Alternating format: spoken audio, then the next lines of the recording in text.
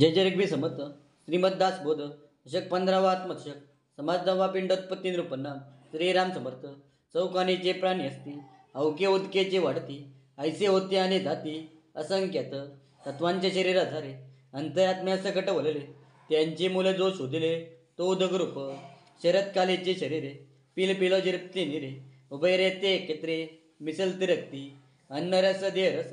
रक्तरेस बांधे मुस रसद्वारे सावकाश वाढू लागे वाढता वाढता वाढले कोमलांचे कठीण झाले पुढे उदक पैसा वले नाना वेबी संपूर्ण होता बाहेर पडे भूमीस पडता मग ते रडे अवघ्यांचे अवघेच घडे ऐसे आहे पुढे वाडे कुबुद्धी वाडे मुलापासून अवघे घडे अवघ्याचे मोडे आणि वाडे देखता देखता पुढे अवघ्यांचे शरीर दिवसेंदिवस झाले तोर सुचू लागला विचार काही काही पला मी झाले त्याने न्याय तेथे झाले एकता देखता उमजले सकल काही बीज उदके अंकुरती उदक नसता उडून जाती एकेटाई उदक माती होता बरे दोही मध्ये असता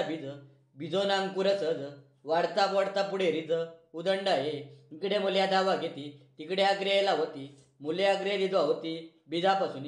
मुल्या चालेल्या पाताली अग्रे लावती अंतराली नाना पत्रे पुष्पी फले लगडले झाले फलावडीला सुमने सुमनावडीला पाने पानावडीला अनुसंधाने काष्टावगी काष्टावडीला मुलं बारीक मुल्यावडीला ते उदक उत्कालुनी कौतुक भूमंडलाची याची ऐसे आहे प्रचित तेव्हा सकलांचं वडील जगती जगती वडील मूर्ती आपण नारायणांची या वडीला अग्निदेव अग्निवडील वायुदेव वायुवडीला स्वभाव अंतरात्म्याचा सकलांचं वडील अंतरात्मा त्याची नेण तो दुरात्मा दुरात्मा म्हणजे दुरी आत्मा अंतराला तया जवली असून चुकले प्रत्यासन आई सोकले उगेचे आले आणि गेले देवाच करता म्हणून सकलांचं वडील देव त्याशी होता अनन्य भाव मग हे प्रकृतीचा स्वभाव पालट लगे करी आपला व्यासंग कदापि नव्हे ध्यान भंग बोलणे चालणे वेग पडत नाही जे वडिलांनी निर्माण केले ते जे पाहिले काय काय वडील केले की ते पावे तो वडील जेथे जेतला तोचे भाग्य पुरुष झाला अल्पचेतने तयाला अल्पभाग्य त्या नारायणचे मनी अखंड आठवाई धानी